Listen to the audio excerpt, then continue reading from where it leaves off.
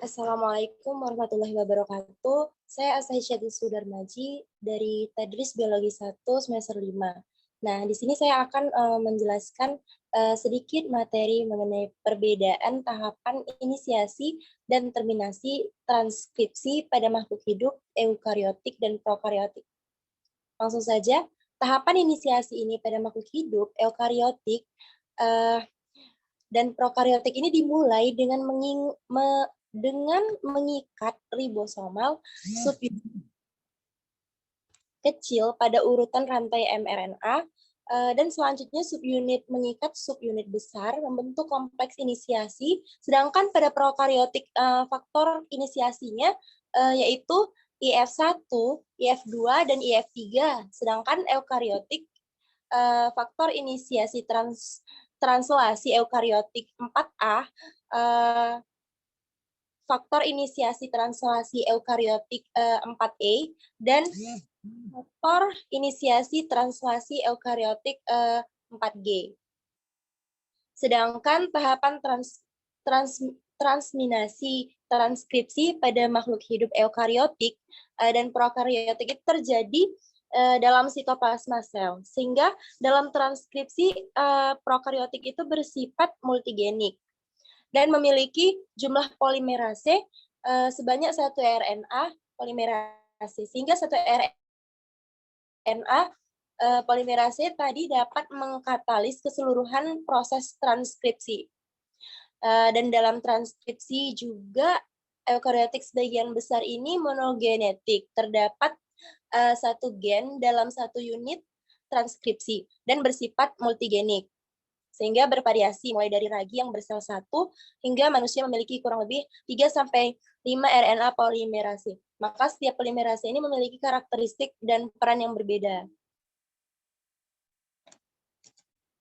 Selanjutnya, perbedaan tahapan inisiasi translasi pada makhluk hidup eukariotik dan prokariotik ini, proses translasi pada sel prokariotik dan eukariotik ini memiliki mekanisme dasar yang sama.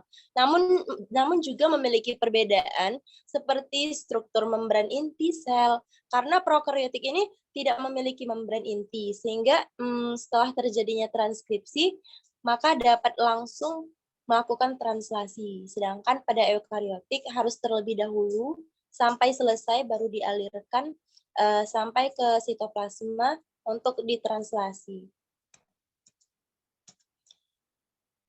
Selanjutnya, proses apa aja sih yang terjadi pada tahapan elongasi dan terminasi pada proses translasi? Jadi pada tahapan elongasi pada proses translasi ini dapat dikatakan terjadi di dalam sitoplasma dengan bantuan ribosom. Dan pada tahapan ini RNA polimerase membuka ikatan double helix pada bagian gen yang dikenali setelah dilakukannya penyalinan urutan basa yang ada pada DNA sehingga terbentuk RNA baru. Lalu enzim RNA polimerase ini tadi akan terus membentuk mRNA dan oleh tRNA ke dalam larutan asam amino. Sedangkan pada tahapan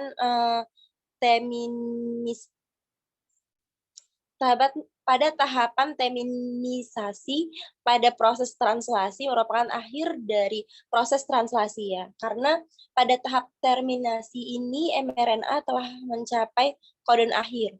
Sebab kodon tersebut akan mengaktifkan faktor pelepasan yang menyebabkan bertambahnya molekul air pada asam amino yang telah terbentuk. Lalu bagaimana sih mekanisme determinasi kelamin pada makhluk hidup prokariotik dan eukariotik? Determinasi kelamin pada makhluk hidup prokariotik dan eukariotik ini adalah proses penentuan jenis kelamin pada makhluk hidup berdasarkan kromosom kelamin, dan pada proses determinasi kelamin ini tidak dapat dipengaruhi oleh sistem hormon yang mengatur fisiologi dan fungsi internal tubuh. Akan tetapi sistem hormon hanya memegang peranan dalam perkembangan ciri-ciri kelamin sekunder. Mekanisme determinasi ini juga pada makhluk hidup ini memiliki faktor sebagai gen SX1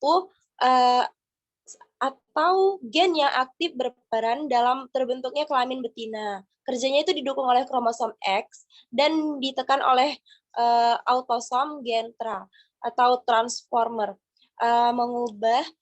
Transformer ini ialah mengubah individu jantan maupun betina menjadi interseks suhu pada suhu tinggi individu interseks berkembang ke arah betina, sedangkan sebaliknya akan berkembang ke arah jantan.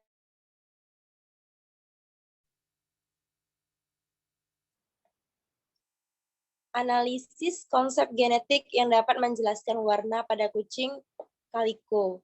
Di sini kucing kaliko merupakan kucing yang memiliki warna bulu belang 3. Jadi hal ini juga dapat terjadi karena ketentuan gennya dikarenakan gen itu terletak di kromosom X atau penentuan jenis kelamin. Sehingga kucing yang berkromosom XX akan lahir dengan janin kelamin perempuan XY sebagai laki-laki. Oleh karena itu kromosom X itu membawa gen pembawa warna bulu orange atau hitam. Kucing jantan hanya memiliki satu kromosom X, sehingga hanya dapat memiliki warna bulu orange atau hitam. Sedangkan kucing betina memiliki warna orange dan hitam. Nah, maka dapat dikatakan bahwa hanya kucing betina yang memiliki dua kromosom X yang dapat memiliki warna bulu belang 3 yang berwarna. Selanjutnya, bagaimana sih prinsip haplodiploid pada lebah dapat memberikan informasi terkait konservasi lebah agar penyerbukan pada tanaman tetap terjaga. Di sini prinsip haplodiploid ini pada lebah terdapat penyerbukan yang terjadi dipengaruhi oleh bantuan serangga yang disebut dengan entomogami. Pada saat serangga dihinggapi dan dihisap nektar, serbuk sari itu yang dihasilkan lengket sehingga mudah melekat pada kaki serangga. Maka serangga ikut memindahkan serbuk sari ke putik lebah. Juga dilengkapi dengan organ yang mempunyai rambut-rambut atau bulu-bulu yang tumbuh lebat pada badan dan kakinya, sehingga kakinya sebagai tempat melekatnya serbuk sari bunga, sehingga dapat menyangkut serbuk sari dalam jumlah banyak yang selanjutnya itu memindahkan nektar tersebut. Lalu, mengapa materi genetik itu perlu mengalami perubahan? Materi genetik perlu mengalami perubahan sebab untuk tetap bertahan hidup dan menjaga kelestarian suatu spesies di dalam sehingga makhluk hidup itu ikut berubah alam yang ada di sekitarnya yang dapat dikatakan selalu mengalami perubahan. Akan tetapi perubahan ini juga dapat berpengaruh terhadap perubahan sifat pada makhluk hidup lainnya.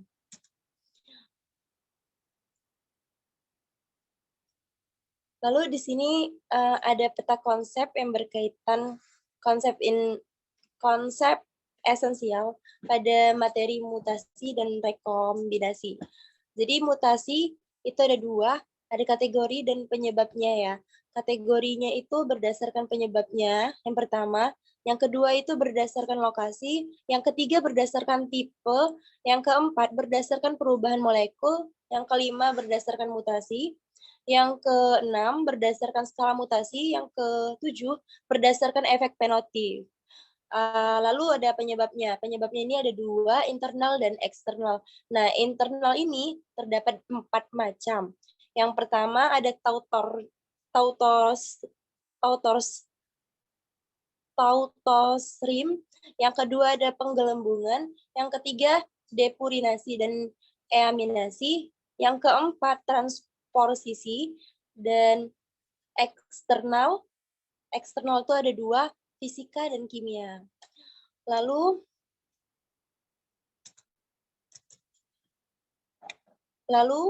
ada rekombinasi ya. Di sini dasar molekul rekombinasi dan proses rekombinasi. Nah, dasar molekul rekombinasi ini terdapat rekombinasi homolog.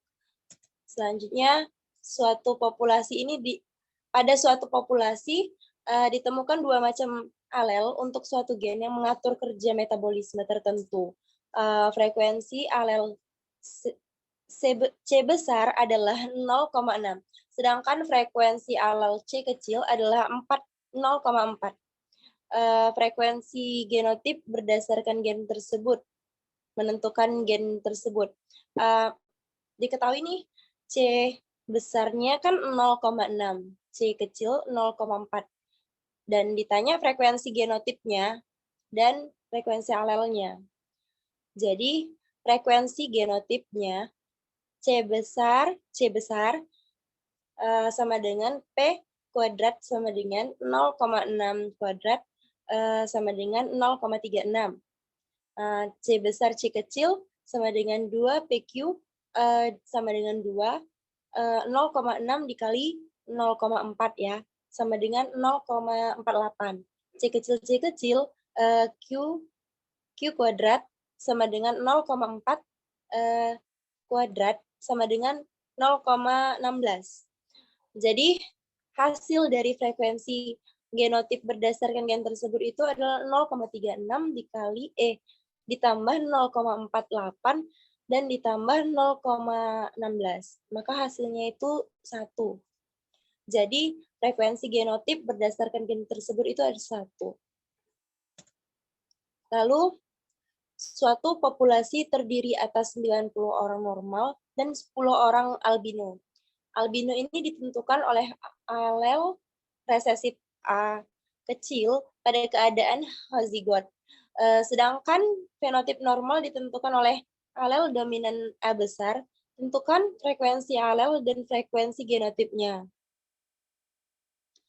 Jadi ditanya normalnya itu, diketahui normalnya itu kan 90. Albino tadi kan 10, lalu totalnya kan sama dengan 100 ya, 90 tambah 10. Dan ditanya frekuensi alel dan frekuensi genotipnya.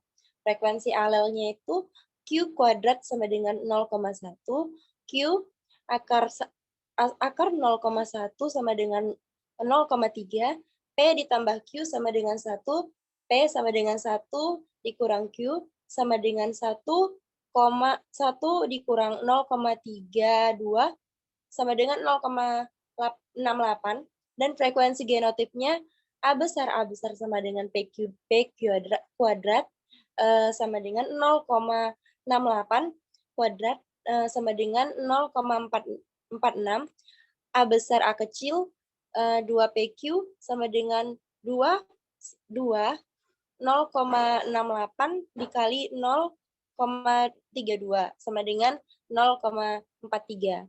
A kecil sama dengan PQ, Q kuadrat sama dengan 0,32 kuadrat sama dengan 0,10. Jadi hasilnya dari frekuensi alel dan frekuensi genotip frekuensi alel tadi 0,68 dengan 0,10. Mungkin hanya inilah yang dapat saya sampaikan, kurang lebih saya mohon maaf. Terima kasih. Assalamualaikum warahmatullahi wabarakatuh.